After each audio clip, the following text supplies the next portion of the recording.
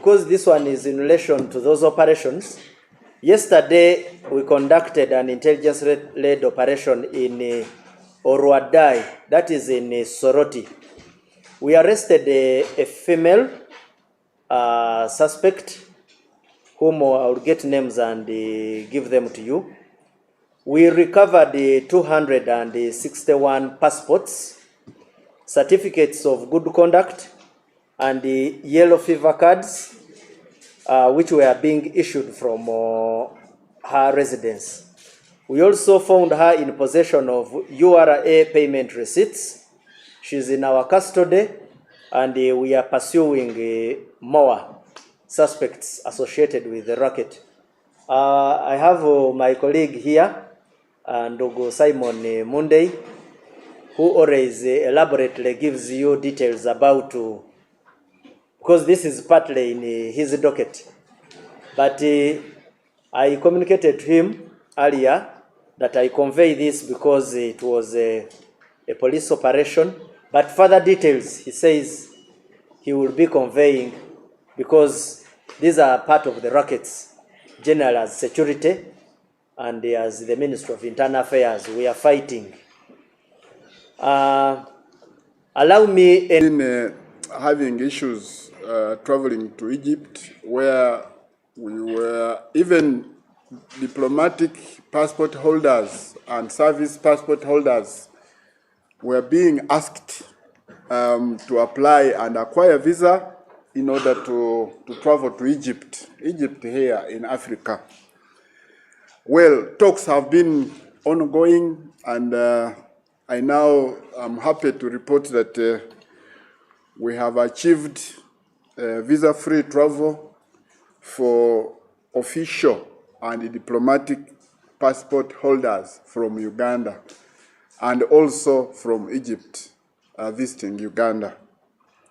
So, of course, Uganda and the Arab Republic of Egypt, they established bilateral agreements, and this is to facilitate and ease the travel, including the mutual visa exemptions for, of course, those passport categories I've talked about.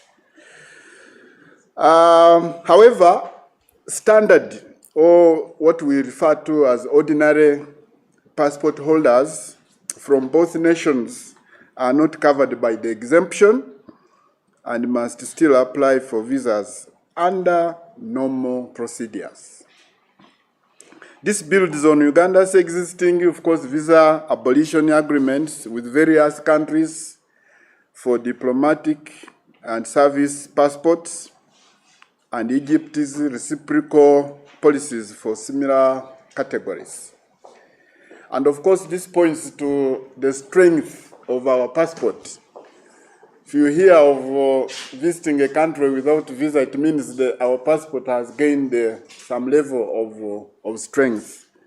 So the deal, of course, supports broader diplomatic, trade, and cultural ties between the two African nations, and this took effect on 17th Jan 2026.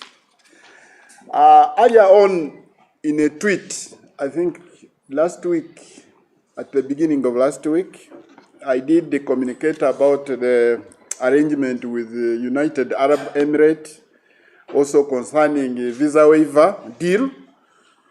And of course, this was activated, and it was effective from February 10th, 2026 for both nationals from Uganda and those from UAE. For UAE nationals, there's some bit of difference here, that holders of diplomatic, special, ordinary, and service passports can enter Uganda visa-free for stays of up to 90 days. Diplomatic passports, you may be aware, are diplomats for the VIPs, president, ministers, and that group of people. We have service passports. These are passports, of course, held by officials other than the VVIPs, members of parliament, and other categories of Ugandans, including heads of government departments. Then we have special passports. These are, for us in Uganda now, we did away with this, but other countries like UAE have special passports. What are they? These are passports that are given to individuals with a special purpose or function or mission for the government. For instance, if in Uganda we had somebody we were interested in to go and do for us a certain mission outside here, maybe sports or otherwise, then that category of passport known as special is issued to that kind of person. And it normally lasts for 1 year. For Ugandan nationals, of course, traveling to the UAE, only holders of diplomatic and service passports qualify for visa-free entry into the UAE for up to 90 days within any 180-day period. However, ordinary Ugandan passport holders are not included and must, of course, follow standard UAE visa procedures. The third one, I would like to thank Uganda Police Force for the operation they carried out in Orodai cell in Soroti, eastern part of the country, where we were able to arrest a lady whose names have been kept secret until investigations are completed. This lady has been in the habit of forging Ugandan passports. Not only passports, like my colleague Rusoke talked about, they have also been in the habit of forging other documents such as Interpol letters, yellow fever, and stuff like that. This lady has been doing that because she has, I think,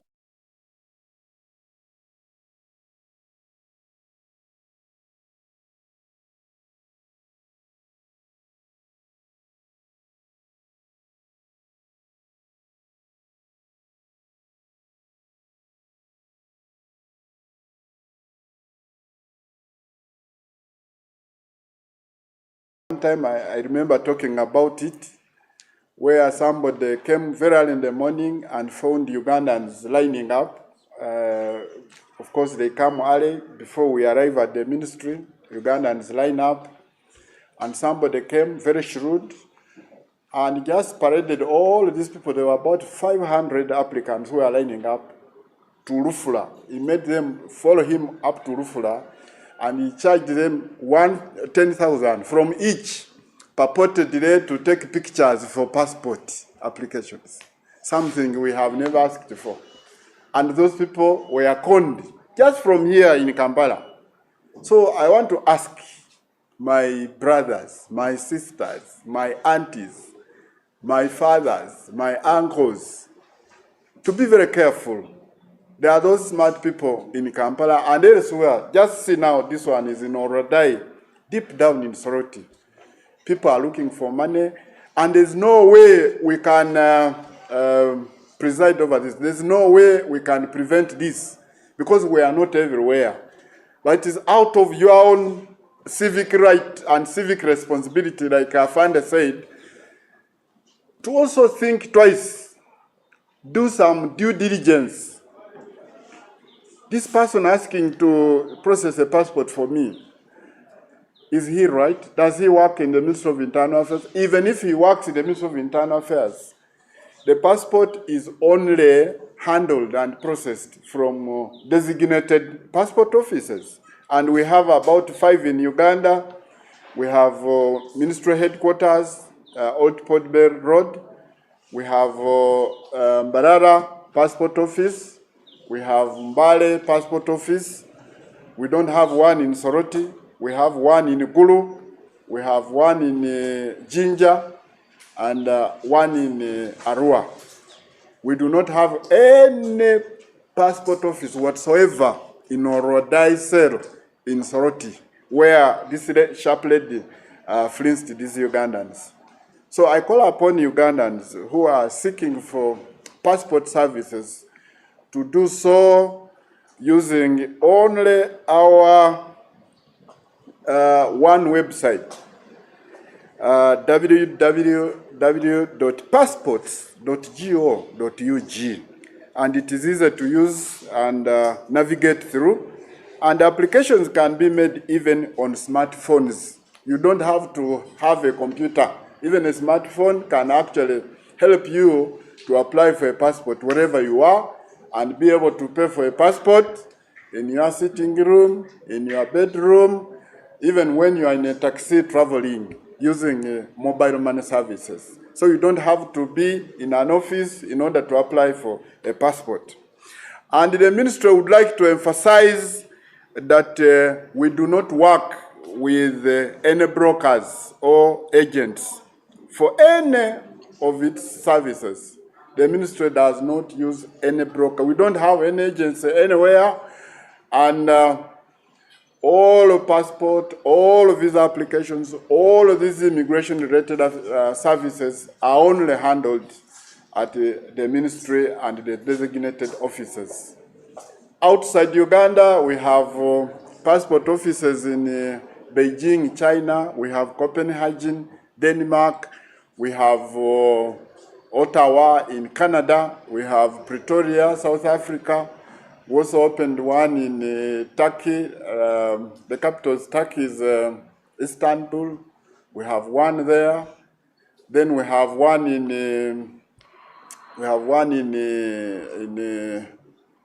where in London. So these are the only designated passport offices where one is supposed to go and seek for passport services. I want also to add that there are a group of Ugandans who are in countries where we don't have embassies or even have passport services. These countries like Argentina, like Brazil. So in case you find yourself in Brazil and you have no passport, or the passport has gotten lost or expired and you'd like to get a passport, the advice is just one. What you do, you report to the passport office of that country. For instance, if one is living in Brazil and happens to lose a passport and would like to replace one or would like to travel, what you do, if you want to travel for emergency purposes and you want a document to travel, what you have got to do is visit the passport office of that country, Brazil in this case. And Brazil, because of the agreements we have through ICAO, will issue a document. And this document will enable you to return home. And it is a one-way document, which only allows you to travel back home. The 261 passports that were nabbed by Uganda police, we are going to investigate, of course. We have not yet looked at them, but we are going to subject them to forensic checks to see if they are genuine passports or fake. My suspicion is that some of these could be forged, because these days it is almost impossible for you to forge a Ugandan passport. These digital passports are very, very, very difficult to forge. These passports have a chip which is embedded in them. And the information you see on the biodata page is not the only information that is contained in the passport. So most of these people will only forge what they are seeing on the biodata page: the name, the date of birth, the place of birth, and things like that. But there's a lot of information that is hidden in the chip, which cannot be accessed by these fraudsters. The only machine that can read the chip is domiciled at airports, because it is too expensive that even these fraudsters cannot afford to acquire it. So the information on the biodata page is just part of a lot of information that we have in the passport. So they will only forge what they are seeing, but there's a lot. We have names of your parents, they are hidden in the chip. We have people's professions, they are hidden in the chip, and you can't be able to forge what you are not seeing. So definitely, you'll be wasting a lot of your precious time to go to Orodai and seek for passport services. Definitely, we shall nab you. So we are going to subject these passports. We are going to work with the police, and of course, my suspicion is that they may not be genuine. And in case there are some which are genuine, there are some Ugandans who have been duped and asked to bring passports. Those who are desperate, actually, to travel outside for Cheyo. So they have been duped by some of these people, and these people collect passports from the community. And when they collect these passports, some of them have been dealing with cartels in Dubai and selling these passports to those cartels, not for travel purposes, but for purposes of trafficking drugs. I told you one time here that most of our people out there internationally, especially in China and those other European countries, they cannot differentiate between two black people, apart from a man and a woman. If there are two men, me and him, if I presented his passport, just by the merely looking at it, they cannot differentiate. So it is only the biometric machine that can differentiate. So what they do, they use those documents to traffic drugs, not for travel. Because for travel, it is almost next to impossible to travel on those passports. It cannot be possible to travel on somebody's passport. So what they use them to just as an identity for selling their drugs. Just as we cannot differentiate between, especially Chinese, I don't think we can differentiate between the two. If they present a document, it is very difficult for you to be able to differentiate the two. So they equally the same. They cannot differentiate as black people. If two men, they can only differentiate between a man and a woman.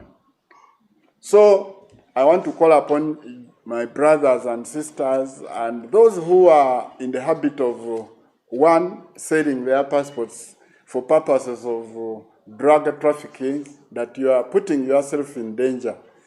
You'll be arrested without knowing the crime. We had about 80 cases of drug trafficking. That was in China. And they were mentioning that Ugandans have been arrested involved in drug trafficking. When we made our way there to identify these people, some time back, we found them, of course, using Ugandan names. And we tried to use our own method of identifying them by speaking the local languages, especially Luganda, which is mostly spoken, because they had Chiganda names. And when we tried to speak to them in Uganda, out of the 80, only 2 could respond. The 78 were clearly non-Ugandans, but using Ugandan passport. You can see the danger such people put our country in. And those countries think these people are Ugandans, but in actual sense, they are not Ugandans, but just using Ugandan passports. Because we asked them, and we only identified 2 Ugandans in that whole lot of drug traffickers. So I want to ask Ugandans to consciously and jealously guard their booklets, this passport. It is something that identifies you. It is something